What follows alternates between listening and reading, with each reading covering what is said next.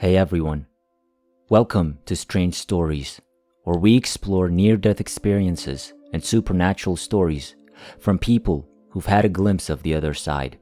If you enjoy our content, please consider liking the video and subscribing to our channel. Without further ado, let's get to the story of the day. I was born into a normal working-class two-parent house in South London with no religious affiliation, with the family motto, "It's not real unless I can hit it." When I was 4 years old, I was placed in a daycare where I was abused by a priest and a local police officer. I started primary school when I was 4.5 years old. I was subjected to brutal sexual assault by the head mistress and school inspector for the following 2.5 years, resulting in major depression, and still no alarm bells rang. We immediately regretted coming home with my parents and attending a new school because we'd moved smack dab into the UK residential equivalent of a war zone, with burnt out cars in the lawn and fights, shootings, rapes, and so on at least once a week. The police were so scared of the region that they spent years petitioning the government, who eventually gave in and gave the council permission to pull down the entire estate to break up the place. From the age of 6.5, my life in that environment consisted of looking after my sometimes drunk mother and father while escaping beatings and mental torture. Because of the environment and to protect my 4 siblings, one of whom had breathing problems, both of my parents had turned to drink.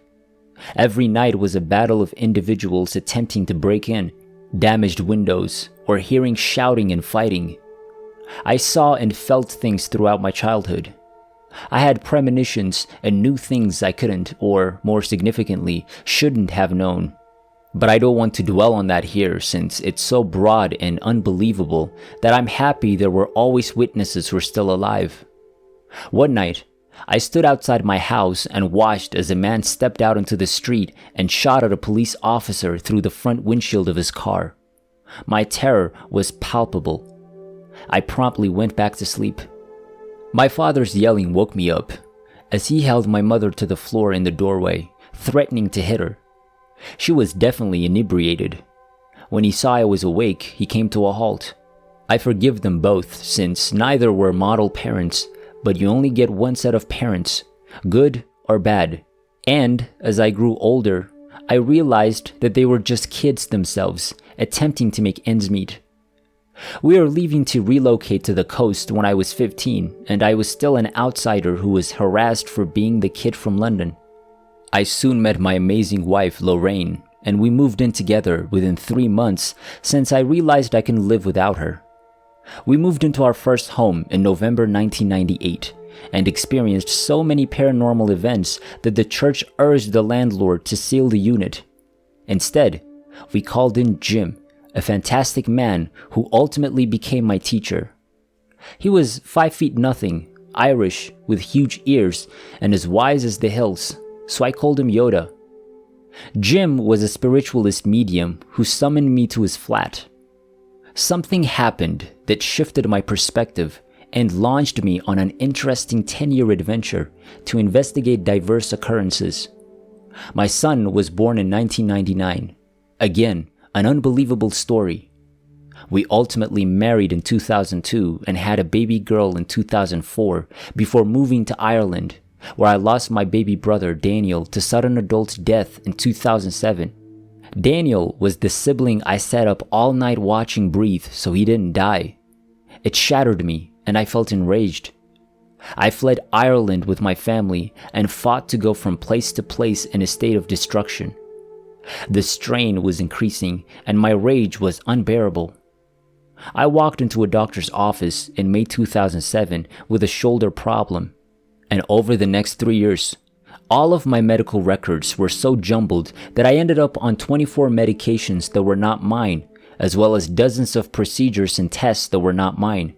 I also gained 10 stones and got increasingly ill, while the NHS insisted the records were correct, despite knowing they were not.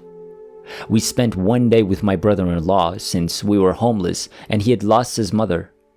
Michael and my late brother were great friends, and I had known him since he was a toddler. He had a place because I knew him.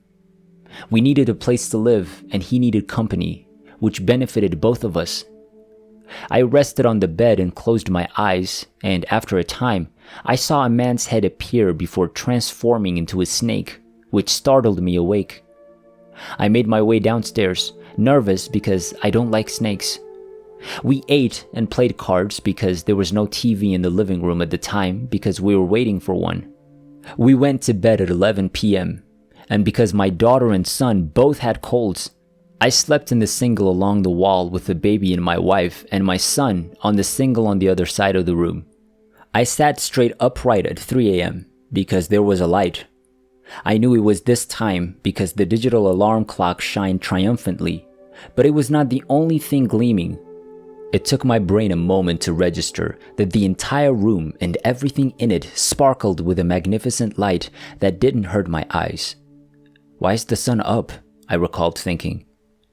I placed my hand on the bed and spotted a similar hand next to it. I immediately recognized the hand I was staring at as my own, since I have a scar on my left hand that resembles a Klingon emblem from Star Trek. I recall turning to face my body laying still in the bed, not breathing, and saying, "Oh well, he's dead." Not "I'm dead," as if I already knew it was a shell. Remembering that moment always makes me smile for some reason. As my detective nature kicked in, I thought, I know I'm dead, but I need to prove it and get back to Lorraine. I felt the cold wall by touching it with my hand.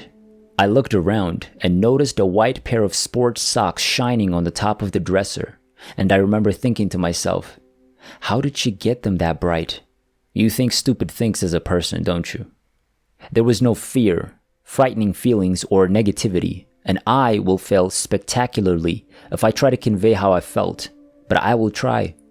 Imagine peace, true peace, quiet, love, joy, bliss, acceptance, and being enveloped in bubble wrap and cotton wool by everyone you love. There was no concept of a negative emotion, mood, or thinking. They were foreign. By an unfathomable distance, I have failed to describe it, but I'm confident those who have experienced it will become emotional when they recall it. I instantly planned a strategy. I reasoned that if I could get to Michael downstairs and listen to his BBC World Service on the radio next to him, which I knew aired every 15 minutes, I'd be able to hear the news, remember it, and possibly get back into my body. I was alongside him before I knew what I was thinking. As though it were normal, there was no walking, no sense of travel, no surprise. That was my experience upstairs, as well as here with Michael. I paid close attention and memorized the specifics. I thought about upstairs at the end of the message, and there I was. I honestly felt that I was one of many who comprised the one, and the one comprised the many. I understood I was inextricably linked to everything in existence and time, every molecule and atom. It was the most heartfelt apology for my errors. It hurts me because it was so complete and pure love and peace. I thought I could stay there, but then I saw my son, wife, and ultimately my baby girl, and something told me I needed to be there for them. As soon as that thought crossed my mind, it was as if the offer had been withdrawn and my decision had already been made. But if I went back, I would be in a lot of agony and suffer through hell. I agreed, and two things happened at that point.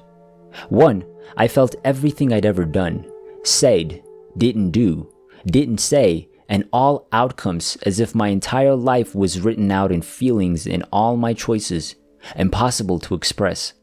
Then, I saw a chalkboard with text I couldn't understand, and the chalk rubber was scratching the words out until they were clear, and I felt as if I were given a blank rolled up scroll, and I heard a voice that still gives me goosebumps because I miss him so much. In a beautiful South London accent, the voice remarked, "There you go, boy. Have another try." My grandfather died of cancer when I was 4 years old, and my last recollection of him was being held in his arms. I looked about my body and reasoned that if I held my breath and laid down, all the blood and intestines would stick somewhere. After all, if Patrick Swayze can do it, so can I.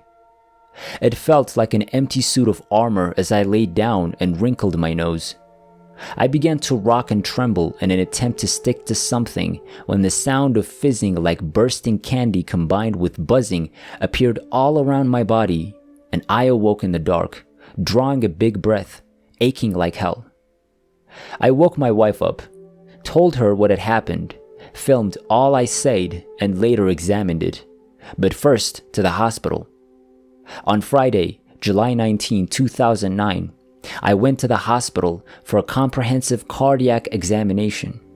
The results were sent to the same cardiologist, who indicated many weeks later that the heart and blood showed that it had halted and changed pattern or something. Anyway, I was in full love thy neighbor Bob Dylan mode. I had vivid dreams and memorable experiences until we lost our baby the next month, after which I had no recollections until 2015. I was a human shell, bedbound for 6 years, and my wife and family kept me alive while the NHS medicated and treated me. I had many personality traits, but I was essentially a fearful youngster. In 2015, I awoke in a foreign house, in an unfamiliar neighborhood, and with 39 stones. I shed 10 stones, stopped using narcotics, and am now battling my way back.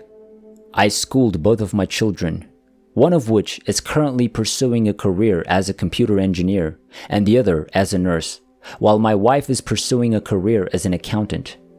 So much love from them kept me alive, and I will never be able to repay them.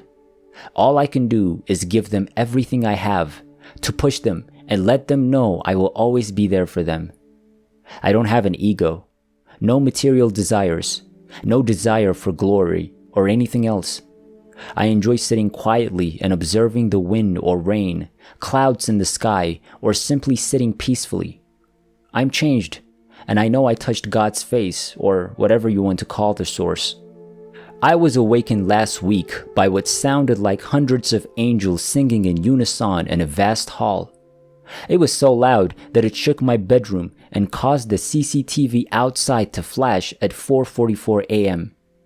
As I cupped my ears, I shouted out to my wife, and when she awoke, it was as if the volume had been turned down. I don't feel alone, and I know a lot of things I've never said or written, and I'm thinking of writing a book to dispel the myth of death and the love God has for all of us. Nobody needs to be afraid. This has been really difficult to write, let alone read. So please bear with me and leave no nasty comments. Everything I write is completely accurate and easily verifiable. I'm writing because I've struggled with my identity after my NDE, as if the old me is someone I don't know, especially like or comprehend. I want to meet people, listen, make friends, and learn, because unless you have had an NDE, you have no idea how it feels or how much it alters you and your entire outlook on life. Ironically, I felt more alive there than I do here.